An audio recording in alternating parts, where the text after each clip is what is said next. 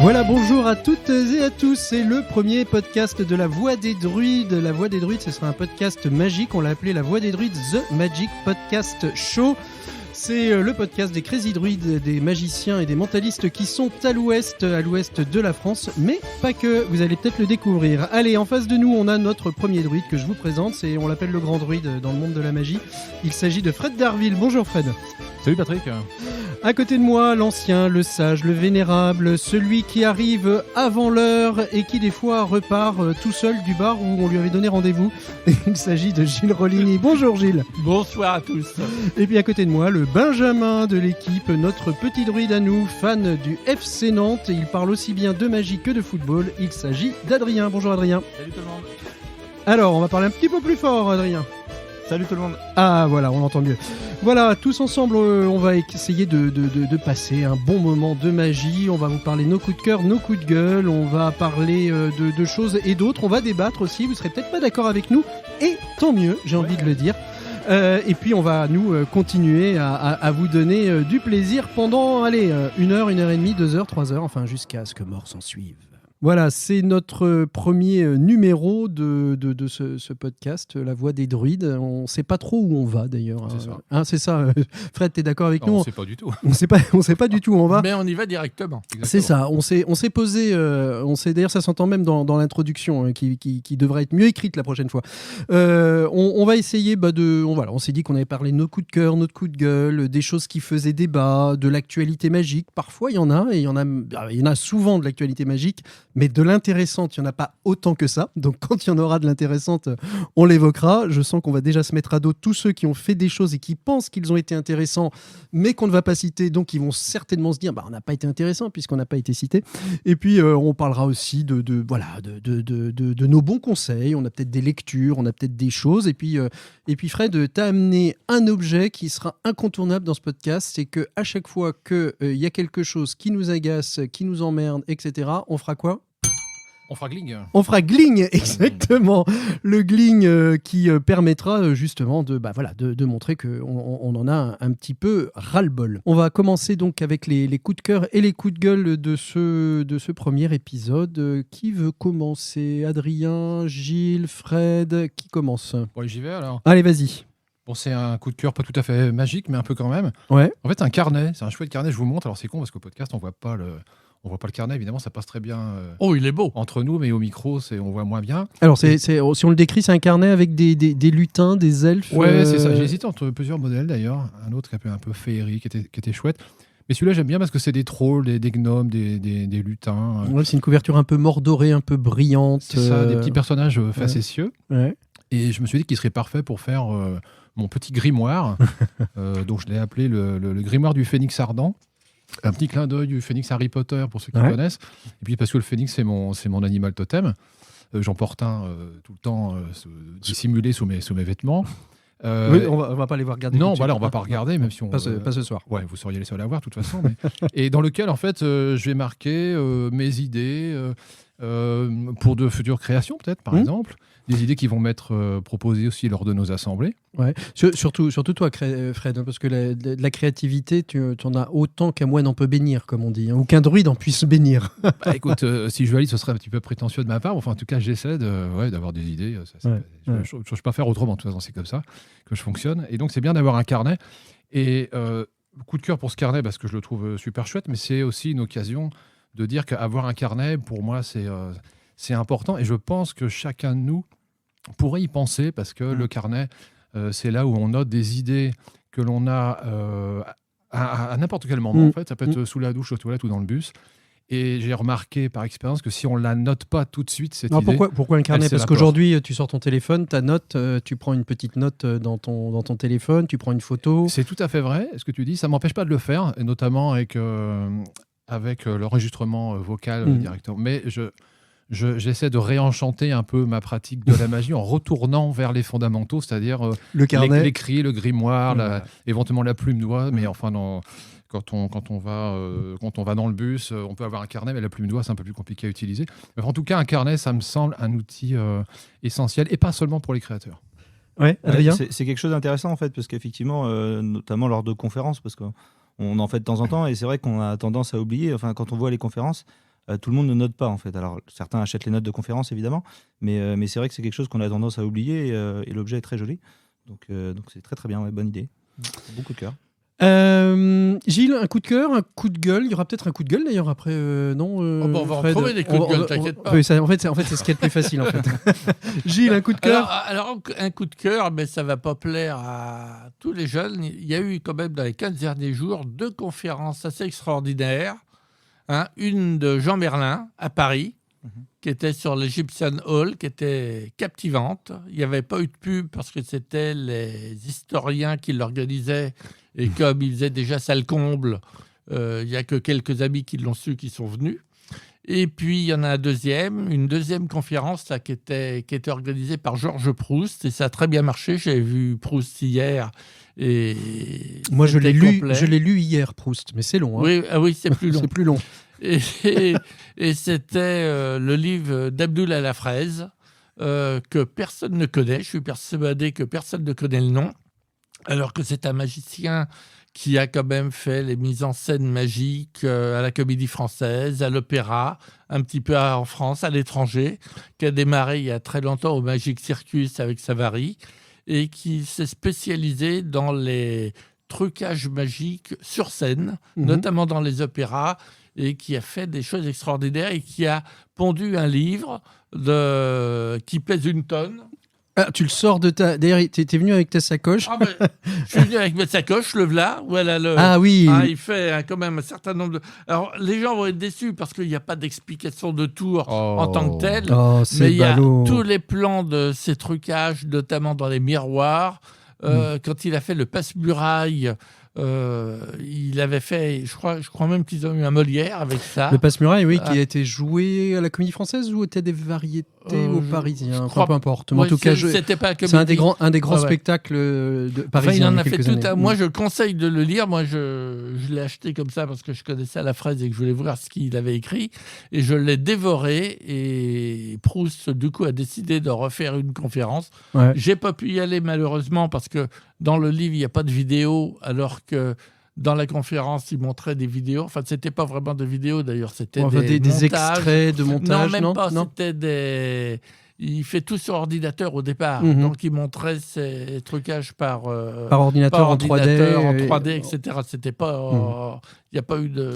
Donc, un magicien dans les théâtres, à la fraise. Alors, à la fraise, ça s'écrit... Et Alain Poussard, qui l'a interviewé, qui est un journaliste magicien qui a mis tout ça en ordre. Mais c'est vraiment un très, très beau... Et c'est aux éditions du Musée de la Magie, Alain Poussard et à la fraise. À la fraise, alors je précise, si vous cherchez fraise, F-R-A-I-S-E, c'est pas possible. Non. C'est à la fraise, A-L-A-F-R-E-Z. Exactement, Alain Poussard, un magicien dans les théâtres. Et ça, c'est le livre... Il en avait édité une cinquantaine. Alors ça, c'est le deuxième. C'est le premier jour. C'est le bouquin de Jean Merlin, l'Egyptian Hall, qui est un des grands lieux magiques. Je crois qu'il a travaillé dessus pendant 3 ans. Et il a tout retrouvé. Enfin, c'est vraiment quelque chose d'assez exceptionnel. Et comme dirait notre ami Jean Merlin, c'est bien dommage que les jeunes magiciens ne s'intéressent pas toujours à la culture et à l'histoire de la magie, parce qu'elle est extrêmement riche. Merci beaucoup Gilles pour ce double coup de cœur finalement. L'Egyptian Hall et le magicien dans les théâtres à la fraise et Alain Poussard aux éditions du Musée de la Magie.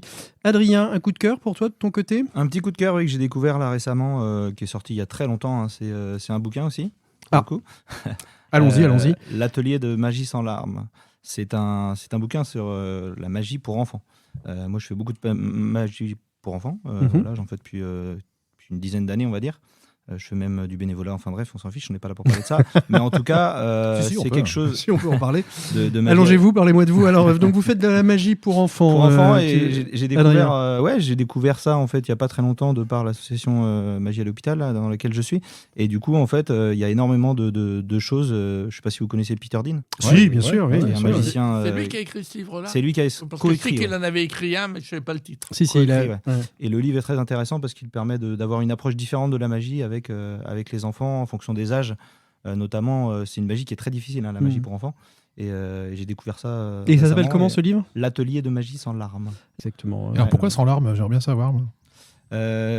C'est l'idée de. Alors, j'ai pas encore fini le livre. Donc, peut-être que j'aurai une autre Tu approche. ne sauras qu'à la fin. À la fin. Ouais, Non, on mais va en fait, attendre, il Comme les explique en fait policiers. comment créer un atelier de magie, etc. pour les enfants, Ouais. avec une approche en fonction des âges, etc. En sachant que entre 3 et 6 ans, il n'y a pas forcément de possibilité de faire ça. Mais c'est plus adapté à un public à partir de 10-11 ans, là où tu arrives en adolescence en fait. D'accord. Il y a énormément d'astuces, alors tu as du découpage, hein, des conneries comme ça, mais l'approche qu'il a lui de la magie à faire ça, et enfin moi je me rappelle quand j'ai commencé de la magie, hein, j'étais enfant, j'y croyais en fait quand je voyais de la magie, j'y croyais. Et maintenant on sait tous quand on est Pourquoi tu adulte. crois plus? Disons que j'y crois, mais l'approche est un peu différente. Ne me dis pas que tu es devenu un magicien blasé quand même. Non, pas du tout, au Ah, contraire. ouf. Non, je suis stupéfait de beaucoup de travail. J'admire le travail de beaucoup de magiciens en ce moment. Moi qui suis jeune en plus dans la magie, j'ai 33 ans, 34 ans maintenant. Donc non, il De reste magie beaucoup de choses à De apprendre. magie? J'ai 20 ans de magie. 20 ans de magie, 33 ans, 33 ans d'âge. Il y a Benoît Rosemont également qui avait écrit un Ouais. très très bon bouquin pour les enfants. Hmm. Magie pour enfants. Ça, Alors, ça justement, pourrait être l'objet ouais. de nos échanges, hein, la magie pour enfants, parce que je pense que c'est pas une magie que tout le monde peut faire. Ouais, exactement. Et je pense aussi qu'on a une vision de la magie en France qui souvent est reliée à l'enfance. Alors que moi, j'ai toujours un peu contesté ça et je pense pas que Moi, ce soit les enfants qui aient le plus besoin de magie, mais les adultes. Et je lisais aujourd'hui, je relisais un chapitre du roman Le Monde de Sophie, qui est un roman philosophie, d'initiation Ouais, philosophique, Qui en ne fait, l'a pas lu qui est extraordinaire. ouais. Et le passage sur David Hume, qui est un philosophe anglais du XVIIIe siècle et que moi j'apprécie particulièrement. Et justement, il prend l'exemple de la magie en disant que finalement, c'est pas les enfants qui sont le plus impressionnés par la magie parce qu'ils n'ont pas d'idées préconçues sur ce qui est normal ou pas. Et donc, pour eux, une balle qui reste en lévitation, tant qu'ils ont pas, on leur a pas dit que c'était pas normal, pour eux, c'est pas spécialement étonnant. Par contre, c'est les parents qui sont étonnés. Donc, ça pose la question de finalement, quand on dit la magie, c'est formidable pour les enfants, tu te rends compte que finalement, ce sont les parents souvent qui sont le plus Oui. C'est ça. demandeurs, qui sont plus étonnés. Je le vis quand Moi, je ce vais faire de la magie auprès de. Alors là, je fais de la magie à l'hôpital, par exemple. Les parents sont là et ils kiffent avec l'enfant. En fait, ouais. et puis après, en fonction de l'âge de l'enfant, tu t'adaptes. Hein. Plus c'est jeune, plus c'est visuel en général. C'est ça. Et, je pense c'est du cirque en fait. Hein. Ouais. Moi, ce qui m'énerve, c'est à chaque fois que quelqu'un sait que je fais de la magie et qui me demande Ah, justement, j'ai des enfants. J'ai des enfants, vous allez pouvoir faire quelque chose. Ça m'énerve au plus haut point parce qu'en plus, ma magie n'est pas du tout pour les enfants. Donc, Non, il y a très peu de. Moi, je sais pas faire surtout. Il y a beaucoup de magiciens qui sont réfractaires à en faire, hein, énormément. Hein. Ouais, Moi, pour avoir discuté dans mon cercle d'amis magiciens, c'est vrai que la plupart, ça les intéresse pas parce que. Je sais pas, on a tous commencé en fait par un jeu de cartes en général et puis c'est pas forcément adapté à un public. C'est très dur. Enfin, moi, j'en faisais beaucoup, mais uniquement dans les arbres de Noël. Mais c'était très compliqué. Mais parce que les enfants, et on le voit bien d'ailleurs dans les dessins animés, hein, sont encore des rêveurs. Moi, je pense à Toy Story où ces jouets se mettent à s'animer et les enfants rentrent dans l'histoire de ces jouets. Eh bien, je pense qu'en magie, c'est exactement la même chose. Et comme tu le disais, une balle qui lévite, pour un enfant, c'est normal. En revanche, si tu l'embarques dans une histoire de la princesse avec la balle et le prince, etc., c'est pour ça que je pense que les enfants vont pas réagir aux mêmes choses que les parents dans le même spectacle. C'est-à-dire le spectacle que tu vas faire, un spectacle pour enfants. Moi, j'en ai fait aussi, j'ai arrêté parce que moi, j'arrivais pas à gérer ça, parce que les conditions... mais c'est vrai, compliqué. J'arrivais pas à gérer ça, parce que les conditions que moi j'avais, c'était les arbres de Noël d'entreprise, et tu avais une amplitude qui allait du gamin qui avait 6 mois, parce que j'ai vu ça, jusqu'au pré-ado, voire à l'ado, si tu veux. Donc quand tu t'adresses aux gamins, les ados, ils n'en ont rien à foutre, donc ils te prennent pour un neuneu, parce qu'en gros, tu fais des trucs pour les petits. Et quand tu t'adresses aux plus grands, les petits captent rien. Et les parents les laissent un peu faire ce qu'ils veulent et ça devient vite le bordel. Et Mais moi, je c'est ne savais pour pas ça gérer ça. Donc j'admire les magiciens qui arrivent à gérer ça. Ça demande un gros travail au préalable de préparation et trouver le bon tour parce que tu as des tours qui peuvent s'adapter à tous les publics, mais c'est très très rare. Moi, je pense à Dalpaz, qui est un magicien du coin, hein, du côté de Cholet, qui a fait 2 spectacles pour enfants, un de chevalerie et un de savant fou, mais il a une double écriture, c'est-à-dire qu'en fait, les parents rigolent et les enfants rigolent aussi, mais pas forcément des mêmes choses. Et les enfants sont pas en mesure de comprendre ce qui fait rire les parents, sans pourtant virer dans l'incorrect quand même. Donc je trouve que c'est un vrai talent d'écriture et ça nécessite un vrai travail. Je me souviens, on parlait de Peter Dean, mais Peter en spectacle, je suis allé le voir. Bon, le spectacle, c'est un spectacle pour enfants, donc voilà, donc c'est un spectacle pour enfants. C'est comme quand on regarde Choupi, c'est peut-être bien fait, mais c'est pas passionnant pour l'adulte que je suis, mais en tout cas, c'est remarquablement bien fait.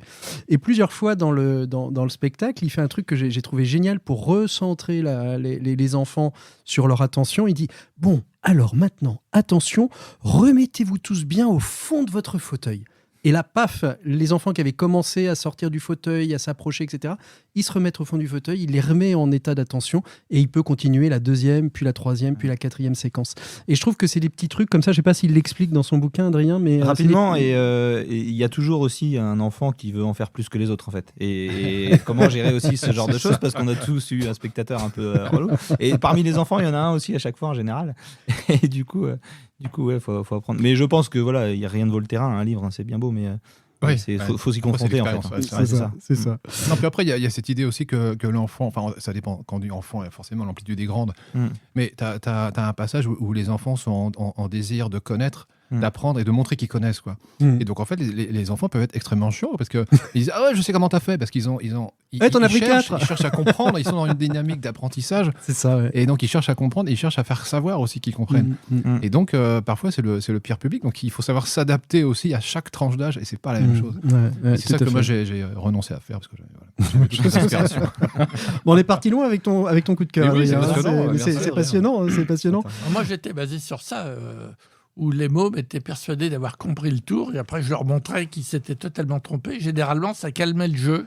C'était un petit peu mon leitmotiv dans tout mon spectacle pour enfants que je faisais à l'époque. Ouais, c'est ça. Ouais. C'était il y a longtemps. Tout le monde s'amuse et puis que ça se passe bien. Mais franchement, c'est un plaisir d'en faire, vraiment. C'est quand tu kiffes avec eux, en fait, t'es au spectacle, en fait. Hein.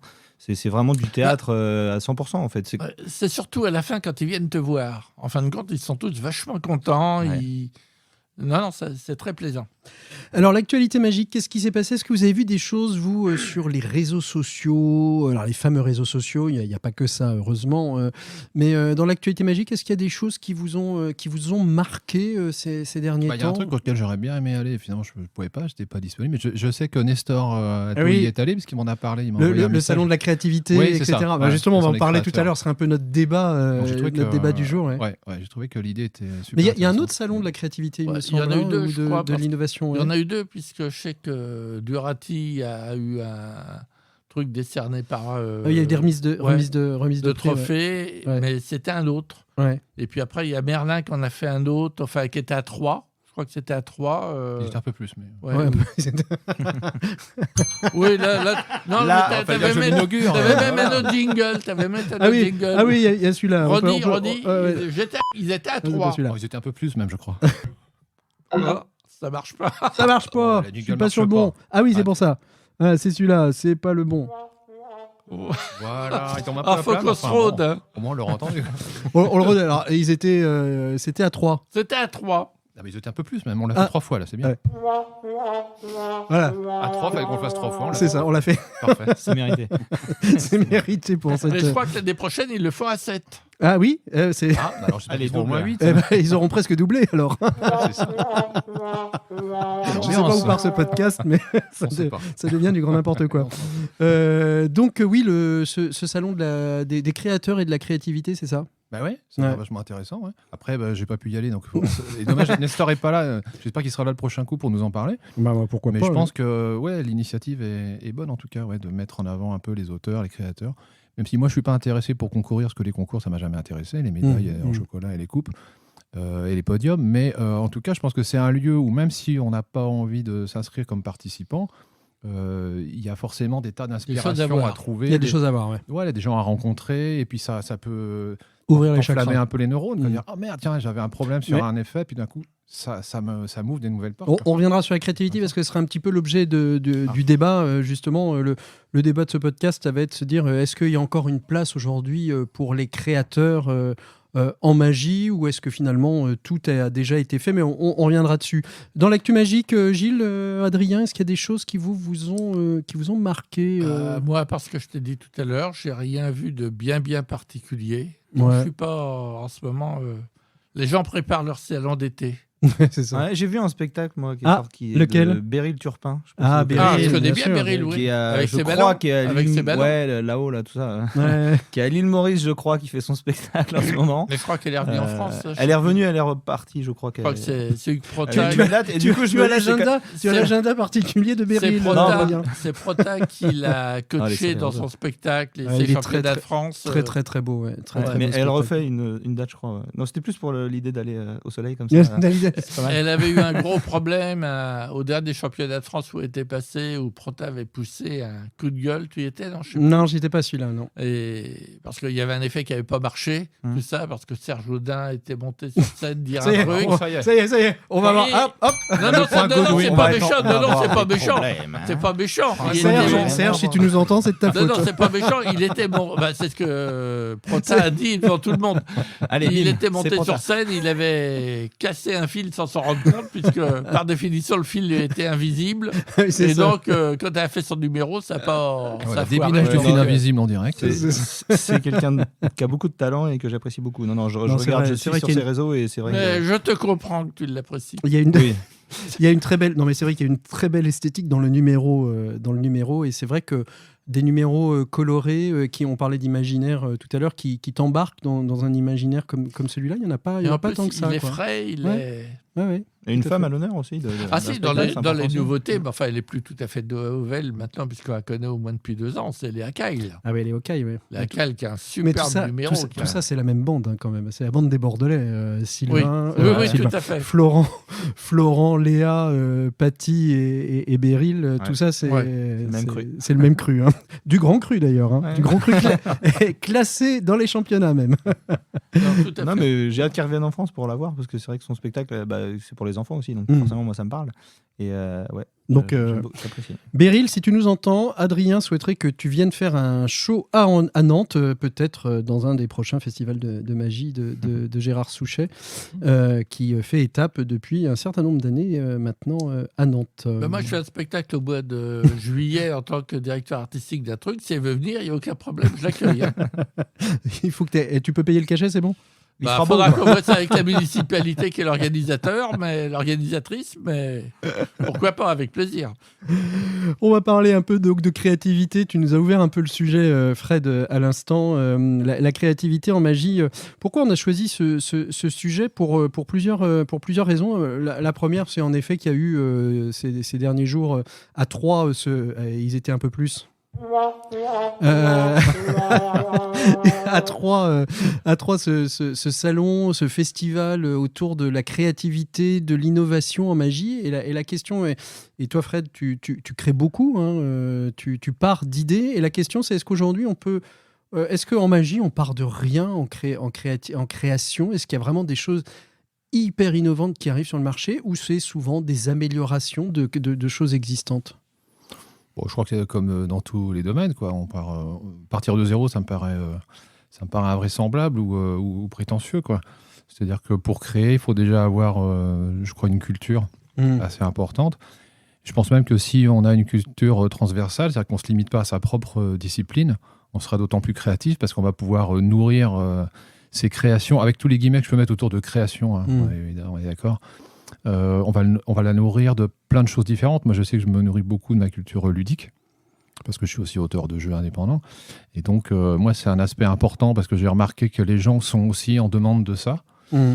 Peut-être que le modèle de l'archétype du magicien, qui est une image de pouvoir un peu inatteignable au loin, peut-être un peu passé de mode, et que maintenant, les gens sont plus dans une logique d'interactivité. Et donc, qu'il y a un peu de jeu, quoi. Donc, moi, je suis plutôt allé vers ça que vers la démonstration de compétences personnelles ou de super pouvoirs, encore que ça, on pourra en parler dans un autre domaine. Non, mais ça, Domaine qui on a des m'intéresse sujets. aussi. Des sujets à foison hein, pour ces podcasts. Vous avez créé des choses, Gilles, Adrien, vous avez créé des choses, vous ou pas? Moi, je me considère pas comme un créateur. Personnellement, je suis pas Tu pas te doué de considères ce comment côté-là. Tu es un peu comme certains chanteurs, tu dirais que tu es un interprète? Oui, d'une part. Alors, si je pense améliorer pas mal de systèmes, jouer à des choses qui vont pas dans un tour, dans un truc, enfin, à mon sens, je pense trouver des parades pour pallier à ce genre de problème. Mais en tant que création, c'est pas mon truc. J'étais il y a pas longtemps avec Sylvain Mirouf. Il m'épate, lui, il prend n'importe quel objet et il invente un truc. Alors, il invente, en fin de compte, des fois, c'est pas vraiment une invention, mais je vois, il utilise un objet et j'aurais absolument aucune idée, aucune intention de l'utiliser. Avec ses yeux Kinder, il a fait un truc. Moi, ça fait des années que j'offre des yeux Kinder à mes enfants, à mes petits-enfants. J'ai jamais pensé que je pourrais faire un tour avec. Lui, immédiatement, il en a fait. Et c'est marrant que tu dis ça parce que je pense aux petites pièces en chocolat, là. Ouais. Tu sais, les pièces qu'on achète, là, et ben en fait, t'as des coquilles déjà prêtes, en fait. Bah oui, bah tu vois, bête, je penserais pas à ce genre de truc. Et ben j'ai utilisé ça, il y a pas si c'est longtemps, pas et c'était pas si con. C'est pas du tout mon truc. Ouais, carrément. Mais comment c'est quoi le principe de la créativité chez toi, Fred? Comment c'est Est-ce que tu as réussi un jour à poser sur un bout de papier, toi qui as des petits carnets, etc. Est-ce que tu as réussi à poser sur un papier la manière dont une idée te vient et puis tu la transformes un peu comme de la pâte à modeler, tu la mélanges et ça devient quelque chose qui t'est propre? Je n'ai pas cherché à analyser ma propre approche. J'ai lu des bouquins aussi là-dessus, comme ne restez pas assis sur le meilleur de vous-même, par exemple, qui donne un modèle intéressant, je trouve. Donc déjà, ça permet d'avoir une base en arrière-plan qui te permet de, peut-être dans les situations où tu te retrouves bloqué, comment sortir du blocage. Donc, ce modèle-là, par exemple, il te propose d'abord d'incarner le stéréotype de l'explorateur. Donc, tu vas explorer, c'est-à-dire que tu vas aller chercher des infos partout autour de toi, dans tous les domaines qui peuvent être intéressants pour ce que tu recherches. Et puis après, tu vas avoir l'artiste. Tu vas prendre la casquette de l'artiste qui, lui, va assembler en fait toutes les informations récoltées pour essayer de générer quelque chose, quoi. Et puis après, tu vas avoir le rôle du juge. Donc, quand tu penses que tu as mis quelque chose au point qui peut être intéressant, tu vas adopter le rôle du juge et pas avant. C'est-à-dire qu'il faut vraiment suivre le processus parce que si tu es juge trop tôt, tu vas te censurer. Ouais. Il y a plein d'infos que tu vas pas retenir parce que tu vas dire tout de suite « Non, ça, c'est pas possible, ça va être nul ». Donc, le rôle du juge. Et une fois que le juge a validé, ou pas d'ailleurs, parce que s'il valide pas, il renvoie par exemple à l'artiste en disant « Non, remodèle ça autrement et ça va pas ». Une fois que le juge dit « Bon, là, c'est OK », bah, tu prends la casquette du conquérant qui donc, lui, sans rien toucher à l'idée, va aller la faire connaître, la partager, etc. Et donc, chacun est plus ou moins à l'aise avec ces 4 rôles-là. Donc ça, c'est une méthode que j'ai utilisée assez souvent. Maintenant, je le fais de manière un peu intuitive, si tu veux. Donc quand je sens que je me censure, ou je me dis « Oh, ça, c'est de la merde », je dis « Attends, va pas trop vite à te juger », parce qu'il y a un aspect important aussi. Je pense qu'il faut d'abord... Après, tu l'expérimentes, parce que ça arrive souvent quand on se rencontre. Tiens, j'ai eu une idée, tiens, je vous la présente... Qu'est-ce que vous en pensez? Ça, c'est une culture héritée de la création de jeux. Ouais. Parce que je me suis rendu compte que... pratiquer. Ouais, beaucoup de jeux du commerce, en fait, pour moi, n'ont pas suffisamment pris le temps de faire tester leurs règles, par exemple. Moi, quand je crée un jeu, je le faisais passer à des gens qui ne me connaissaient pas, en fait, par le biais de personnes qui me connaissaient, en leur disant, vous jouez déjà sans moi, sans ma présence, et vous dites, par papier, vous faites un feedback, tout ce qu'il y a à dire, quoi. Et c'est comme ça que tu te rends compte que ta règle est mal écrite ou qu'il y a des insuffisances ou que ça marche pas. Et en magie, c'est pareil. Sauf que là, c'est toi qui vas représenter ce que tu fais. Mais c'est toujours intéressant, de toute façon, d'aller au-devant de gens qui représentent le public que tu veux avoir aussi, parce que le public de magicien est intéressant dans la mesure où il a des connaissances qu'il peut partager avec toi et donc t'aider à résoudre un problème, par exemple.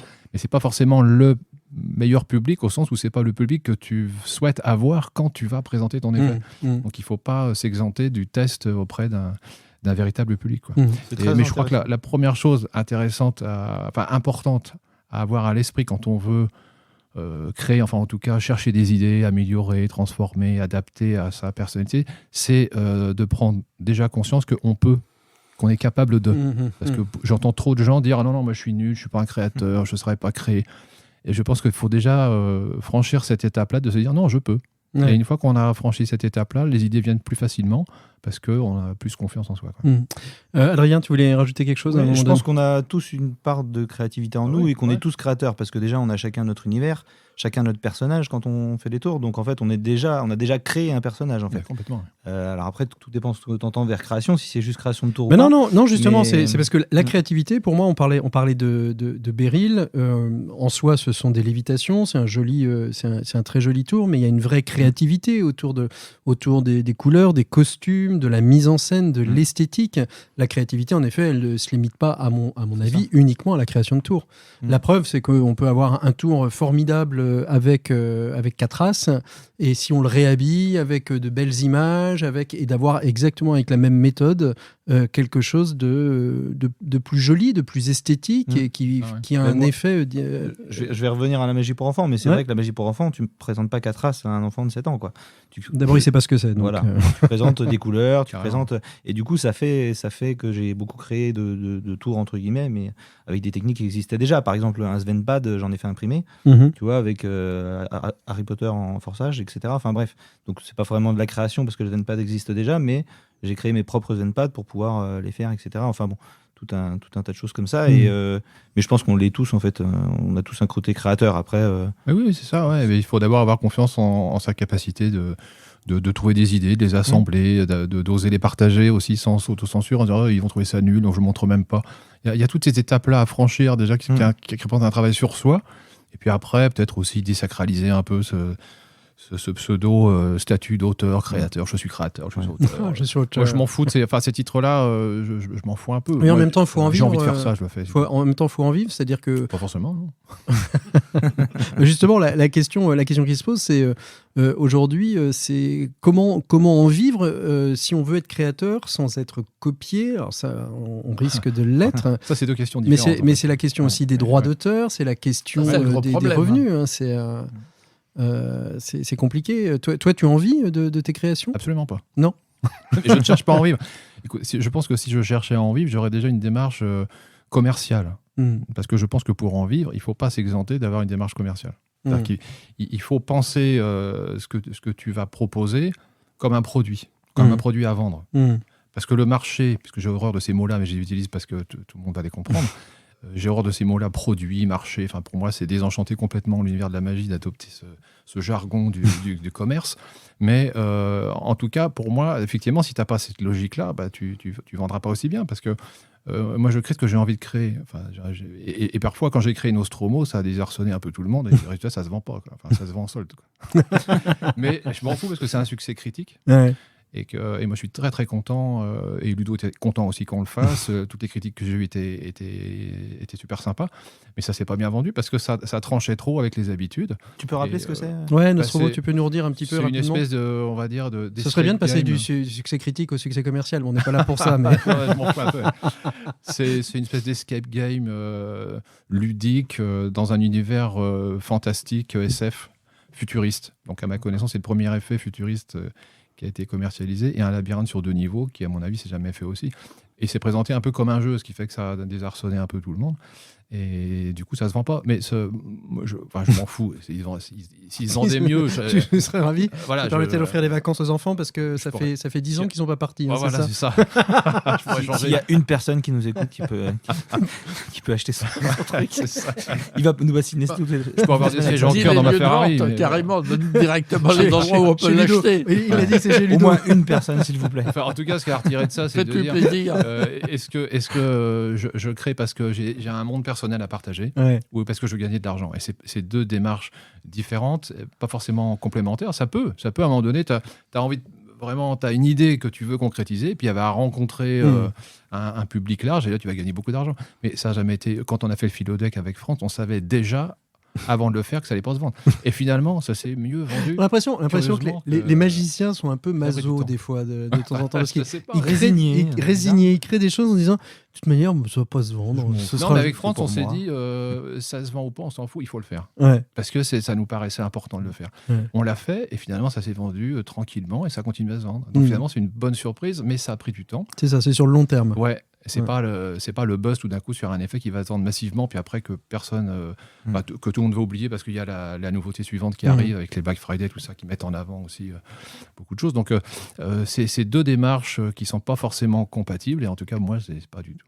C'est quoi la créativité, la nouveauté que vous avez vue, Gilles, Adrien, dernièrement, qui vous a un peu bluffé en vous disant il y a un vrai travail derrière et en même temps c'est un joli tour, parce que des fois il peut y avoir du travail, mais bon, le tour n'est pas à la hauteur pour le public. Ça peut être une très belle technique, etc. Mais se dire là il y a une belle idée et en même temps il y a une idée impactante. Moi, ça va être un tour de magie de Michel Watt, avec des chaussettes en fait. Ça s'appelle Socks, je crois, de mémoire. Et donc c'est pareil, c'est un tour de magie, mais à la fois pour les adultes et les enfants, parce que je l'ai testé sur ces deux publics-là, où je me suis créé mon propre personnage. Et puis à la fin, en fait, tu finis avec tes bas relevés, en montrant des chaussettes, etc. choisies. Donc c'est une idée c'est une idée toute bête en fait qu'il a eue, mais je trouve qu'en ayant apporté un personnage où je me fais passer pour un collectionneur, pas facile à dire, collectionneur de chaussettes. On va le refaire. Alors, pour un quoi de chaussettes ? Un collectionneur. Un collectionneur de chaussettes. Voilà. Donc je demande au début s'il y a des gens qui collectionnent des choses, etc., et j'en viens avec mes chaussettes. Moi, je collectionne les chaussettes, etc. Puis les chaussettes sont dans un porte-carte en fait. Et donc je montre le porte-carte et je dis, vous voyez, je vous ai ramené une dizaine de paires de chaussettes là. Tout le monde se dit, c'est quoi, c'est bizarre. C'est bizarre, et puis tu montres que voilà. T'es magicien, t'as fait imprimer tes chaussettes sur les cartes, etc. Et il y a tout un univers en fait, et j'emmène les gens là-dedans, et qu'ils soient adultes ou pas, en fait, ça fonctionne très bien, parce qu'à la fin tu finis ridicule entre guillemets, mais dans le bon sens des choses, quoi, positivement.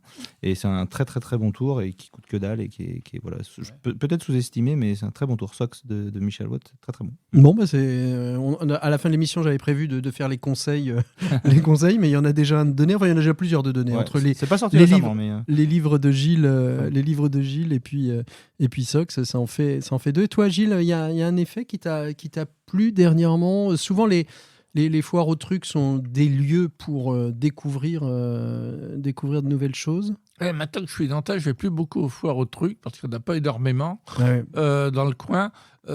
Non, mais alors c'est pas un effet en tant que tel, et puis vous pourrez pas le prendre, mais j'ai été bluffé par un numéro de deux mentalistes. Ce sont des Autrichiens. Un couple, Anke et Luca, qui ont un numéro extraordinaire. Alors moi, j'avais eu la chance de les voir il y a quelques années, puisque j'ai fait partie des jurys du Nostradamus, et on leur avait donné déjà le premier prix.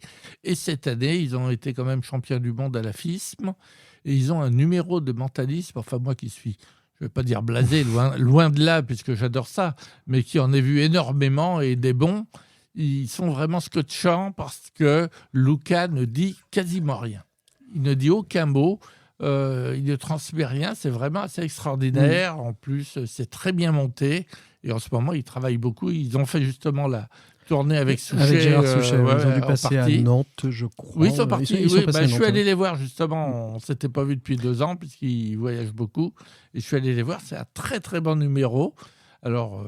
c'est pas un numéro que vous allez pouvoir acheter parce que c'est du boulot, et puis ils vont pas vous expliquer comment ils font. Vous n'allez pas l'acheter, mais vous pouvez éventuellement aller les voir s'ils passent dans votre ville. Et puis même sur Internet, il y a quelques extraits. N'hésitez pas à regarder, vous allez voir la qualité du travail. Et Adrien ? Non, j'irai voir du coup. Non, j'irai voir. J'irai voir. Je connais pas du tout. Et où ils m'ont le plus bluffé, c'est que moi, quand je les avais vus à l'époque, ils ne parlaient qu'en allemand puisqu'ils étaient autrichiens. Maintenant, ils parlent en russe. Ils parlent en français. En français, pardon. Et ils ont traduit leur spectacle en français. Ils ont traduit leur spectacle en français. Et c'est d'autant plus compliqué parce qu'en mentalisme, c'est pas réglé. Ça dépend de ce que vont dire les gens. Et en fin de compte, ils ne parlent pas du tout français. Mais ils ont réussi à présenter leur numéro en français. Et quand on les voit après, qu'on va discuter, on a été boire un pot ensemble. Ils ne parlent plus du tout français, on ne parlait qu'en anglais.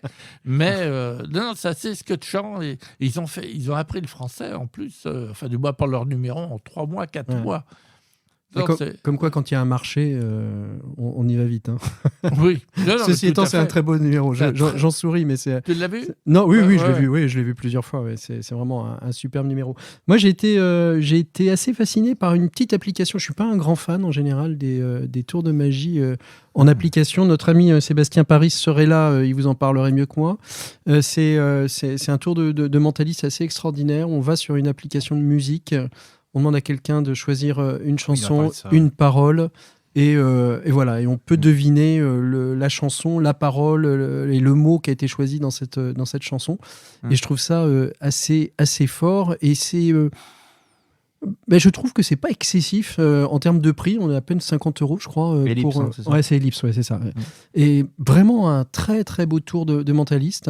Voilà, et je trouve que quand on veut faire un peu de magie en impromptu pour des copains, qu'on n'a pas ces jeux de cartes sur soi, on a toujours au moins un téléphone ou la personne a toujours un téléphone sur elle. Je suis pas un grand fan en général de la techno, mais là, ouais, ça fait partie des moi, très beaux tours j'adore que la j'ai vus, techno, mais je Fait par un trouve que Français en plus. Ouais. enfin, j'ai beaucoup de mal à l'utiliser. D'une part, je veux pas parce que comme je fais essentiellement de la scène, le nombre de salles de spectacle où il n'y a pas de réseau, où il n'y a pas de système, c'est pas évident. Ou alors, il faut trouver des applications qui n'ont pas d'application sur réseau. Il y a ACAT de Molina qui est vachement bien. Il y a aussi ACAT, oui, c'est vrai. Qui est superbe. Il y en a plein. Mais je prends plus ça pour des moments ludiques à faire avec des copains en démonstration. Oui, mais comme c'est ça, c'est pas, de l'impromptu. pas ce que utilisé j'appelle, pour un spectacle. Quoi. Ouais, je pense que c'est de l'impromptu. Justement, Ellipse et ACAT, qu'on a pu voir, alors on va leur faire un peu de pub, mais c'était vraiment un très bon week-end au Magic Dream Day fin mi-mars à Paris.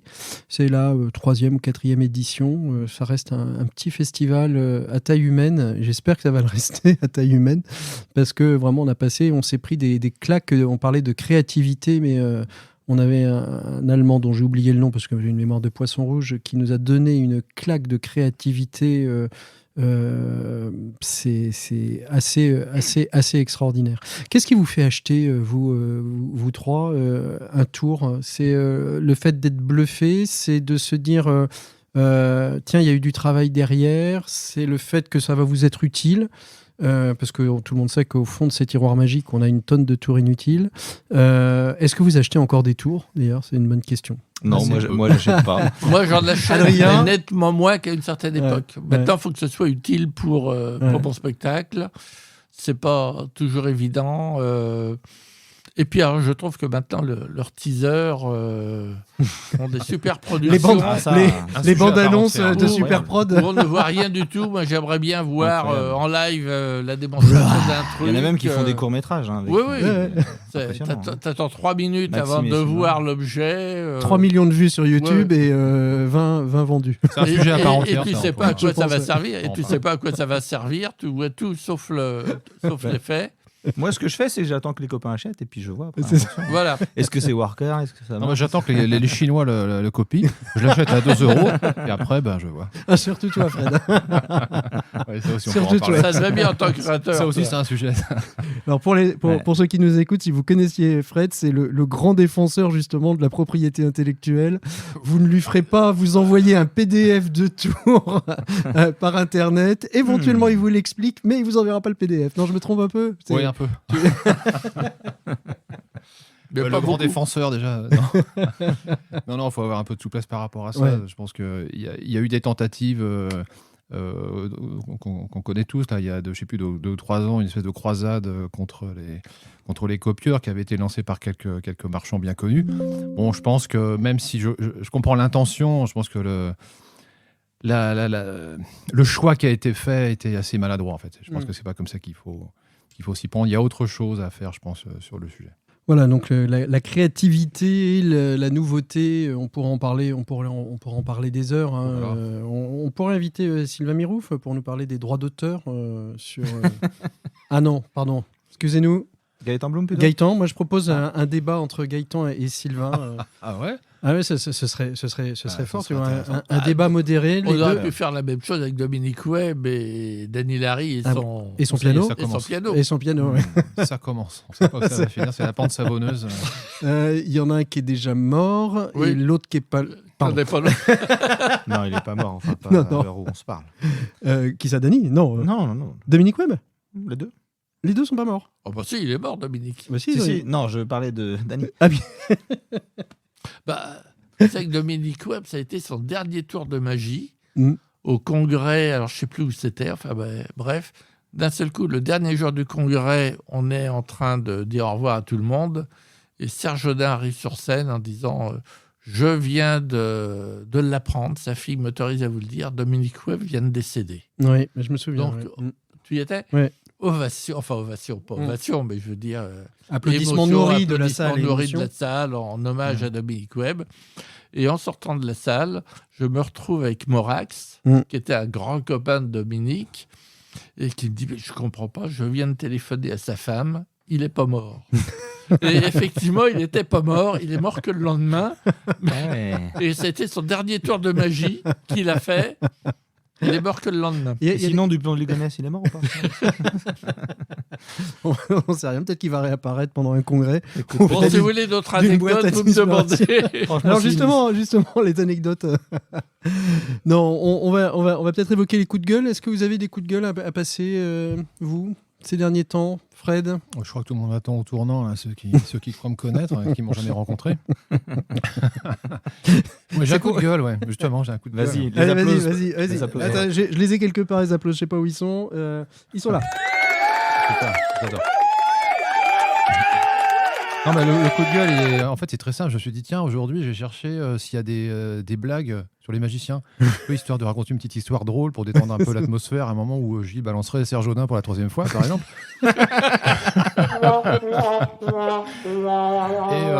Et à mon grand Alors que je désespoir... l'adore. Mais oui, j'imagine bien, oui. On l'aime bien tous, en fait. Et puis en fait, j'en ai pas trouvé. Enfin, j'ai trouvé des blagues. T'as pas trouvé de blague sur Serge Audin? Non, non plus. J'ai trouvé des histoires drôles, mais qui n'étaient pas drôles. Et j'ai trouvé aucune histoire drôle qui était drôle. Et je me suis dit, merde, qu'est-ce que ça dit de nous, en fait? Parce que même les blondes ont des histoires drôles qui sont vraiment drôles. Il n'y a pas une histoire drôle qui soit vraiment sur les magiciens, même en anglais. Même en anglais, pourtant, Dieu sait. Oui, c'est ça. À part une ou deux Et qui les sont magiciens belges, intraduisibles. J'avais pas trouvé non plus. Et je me dis, en fait, c'est un peu désespérant parce que si on n'a même pas un répertoire de blagues amusantes à faire sur nous-mêmes, les bassistes en ont beaucoup, par exemple, il y en a un peu sur toutes les disciplines, des blagues très très drôles. Les blondes, je le disais à l'instant, et il n'y a pas une histoire drôle sur les magiciens. Alors je me dis problème, peut-être. Mais parce que- moi, j'en connais, mais ils sont très en dessous de la ceinture, donc on peut pas les raconter là. Tout dépend à l'heure où les gens écoutent Oui. ce podcast et qui, Bah, c'est ça, ouais. les écoutent. Et comme il y a beaucoup de magiciens mineurs, maintenant, il faut peut-être faire attention. Non, mais le problème des magiciens, ils peuvent pas avoir d'autodérision sur eux-mêmes en faisant des blagues. Parce que quand on fait une blague en autodérision, il y en a au moins un tiers qui la prend pour lui en disant « Non mais tu parles comme ça de moi ?» Ouais, c'est le problème. Tu voudrais dire que les magiciens ont de l'ego? Ça, je dis pas qu'ils Non. ont... Là, je te laisse Oh non, c'est pas responsable le de genre de cette la maison. remarque. En tout cas, ce qui est clair, c'est que il y a pas d'histoire. Il y a des histoires de magiciens sur leurs spectateurs qui sont tout aussi nuls en général, on les connaît, hein, genre vous avez donné à votre main, non la propre, enfin ce genre de conneries qui se font encore. C'est quoi votre prénom, Jeanne? Ouais, c'est un peu démodé. Voilà. On pourrait y faire mieux. Par exemple, eh ben, les histoires sur les magiciens sont pas plus drôles non plus. Alors je fais un appel à ceux qui nous écoutent ou qui nous écouteront. Si vous êtes un peu comique sur les bords, vous savez écrire des histoires drôles, essayez d'alimenter un petit peu le répertoire, qu'on ait 2-3 histoires drôles sur les magiciens à raconter lors des podcasts. Donc n'hésitez pas à nous envoyer ça. Envoyez-nous on vous donnera une adresse mail à la fin. Je sais pas laquelle d'ailleurs, mais... L'adresse de l'asso, en fait. Parce que, Ah bah oui, il faut Crazy- le dire, on a une asso. Ah bah oui, c'est vrai qu'il y a une asso, les Crazy Druids, c'est Mais devenu une exactement, asso depuis exactement. peu, une association à Nantes, une association de plus de magiciens nantais pour parler de magie, de mentalisme, de créativité. En fait, on a envie d'être une asso différente des autres assos, c'est un peu ça l'idée à la base quand... Ouais, je crois, bah là on est entre présidents parce qu'on C'est vrai, on a co-présidé c'est ça, collège de vénérables de présidents. Et donc on est tous à égalité sur ce plan-là parce que même si j'ai été à l'initiative de ça. T'as poussé. Oui, c'est ça. Je n'ai pas voulu être le président parce que ça m'emmerde un peu. Donc c'est plus marrant si on est plusieurs. Donc c'est un pouvoir horizontal. Comme ça, on se tapera tous dessus. Exactement. En se disant, ouais, tu fais chier, Il voilà. n'y en aura pas un seul sur lequel on pourra taper non plus parce qu'il n'aura pas toutes les responsabilités ni tout le pouvoir. Donc je trouve ça plus intéressant. Et il se trouve que là, c'est un hasard, mais on est entre présidents, il en manque un, Sébastien. Oui, c'est vrai. Sébastien, mais il est en famille, il prend des vacances, il a bien raison, il visite le Portugal. Portugal, ouais. Donc ton coup de gueule, c'est le fait que, en fait, il n'y a pas d'histoire drôle sur les magiciens. Bah en ouais, fait. raconter. Et ça, c'est, Ça manque. Gilles, t'as un coup de gueule, toi? Alors, c'est pas vraiment un coup de gueule, mais il y a des choses que, avec mon grand âge, j'ai du mal à comprendre. En ce moment, on entend beaucoup parler de nouvelles magies. De magie nouvelle. De magie nouvelle, pardon. Attention, de Oui, magie nouvelle.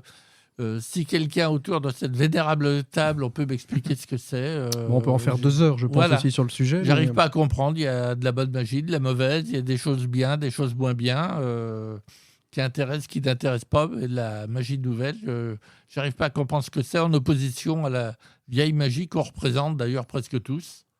C'est un peu comme les patates, quoi, les patates nouvelles. Ouais. Oui, Il paraît qu'elles sont meilleures, elles arrivent à chaque printemps. Ouais.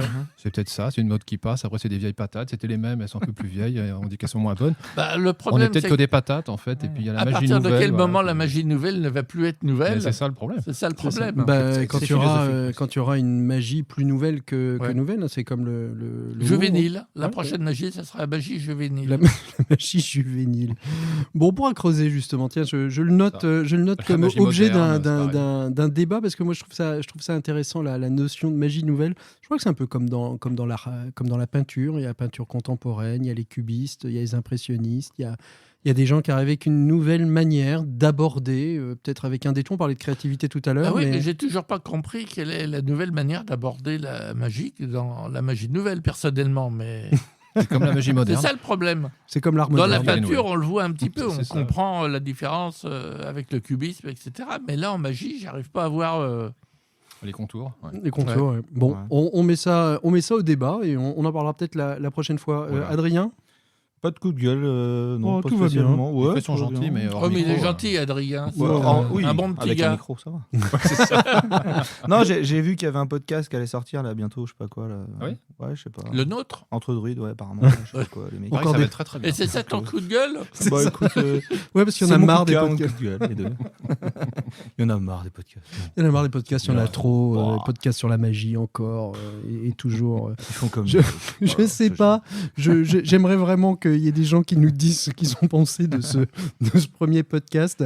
On arrive à le structurer à peu près. On arrive à peu près à le structurer. Il sera peut-être mieux structuré les prochaines fois. En tout cas, nous, on prend beaucoup de plaisir. Je pense que vous l'entendez dans nos voix et dans nos sourires.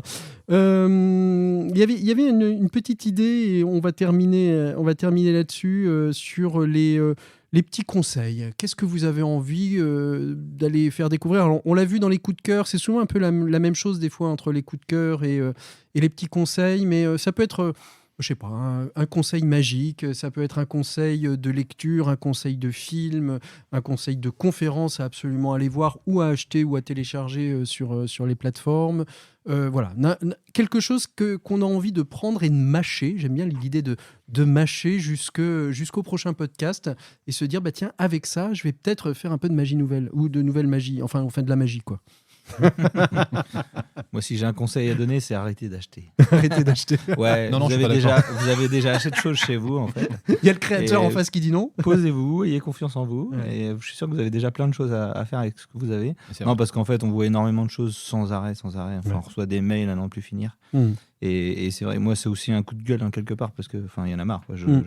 Voilà, je reçois les pubs comme tout le monde. Je regarde quand même, je jette un coup T'as d'œil. on plus sait les jamais. moyens. Mais c'est pas que j'ai plus les moyens, c'est juste T'as que trop dépensé. à force de dépenser pour rien, en fait. Oui. C'est ça, le problème. j'aurais On pu a envie de rien dépenser. différemment. Bah ouais, puis ça aurait pu être fait différemment en tout cas. C'est vrai. Donc ayez confiance en vous, vous avez déjà assez de choses à travailler et regardez ce que vous avez chez vous. Vous avez certainement déjà beaucoup de choses. Et si vous bossez un petit peu et que vous ayez pas trop la flemme, vous avez pas trop la flemme en français, c'est mieux. Hein. Ouais, c'est pas mal, c'est Hein mieux. Ouais. Non, c'est mieux. Et ouais, voilà. Mm. C'est ce que vous avez, je pense. Acheter des bouquins. En gros, si je comprends bien, c'est acheter quelques bouquins. Regardez ce que vous avez déjà chez vous, acheter quelques bouquins et faites travailler l'imaginaire C'est ça, exactement. pour poser sur le papier quelque chose qui vous Exactement, ressemble. et faites-vous confiance. Il y a Ouais. déjà plein de choses que vous savez. C'est sûr. Foncez. Et reprenez les bouquins que vous avez depuis longtemps, que vous n'avez Ouais. pas relus. Et je suis certain qu'en les relisant, vous retombez vrai. sur des pépites. Mais que vous n'aviez pas du faites tout comme vu Fred, au moment. prenez des notes des bouquins que vous avez. Si vous avez votre bouquin, vous pouvez prendre des notes de ce que vous Ah avez bah dans moi, le c'est bouquin. ce que je fais personnellement. Ah, mais On a parlé tout à l'heure d'un objet au début. On pourra en discuter le fameux si si Monsieur Atto, Nestor de son prénom, nous fait l'amitié d'être là, qui nous explique un petit peu comment justement il fait ses notes vidéo. Enfin, toi aussi, hein, Fred, tu fais ça, vous faites des notes vidéo, vous les classez, vous les classez, vous les mettez de côté, vous dites tiens, je vais retravailler ça pour pouvoir. Moi, j'appelle ça un petit peu la R&D ou l'entraînement du sportif magicien. Voilà, il faut pratiquer. C'est sinon, un sujet qu'on pourra aborder. s'atrophie, c'est un sujet qui me passionne, c'est l'extraction du savoir. Ouais. Comment on extrait du savoir d'un support, que ce soit un livre ou autre, et comment on le met en lien avec des connaissances qu'on a déjà, comment on le conserve, et comment après on peut la retrouver, la réactiver. C'est ça, c'est surtout la retrouver, parce que on lit pas mal de choses, comme tu dis, mais après, souvent, ça passe aux oubliettes. On se dit, tiens, là, il y avait un bon effet. Et puis peut-être que le cerveau s'en rappellera au moment où on aura besoin de le réactiver, mais se dire à un moment donné... C'est là où le numérique, peut-être, peut nous aider. Moi, je pense que le numérique peut pas mal aider. Des dossiers de classement, close-up, pièces, notes, Alors justement, inspiration. Au niveau du classement, c'est justement...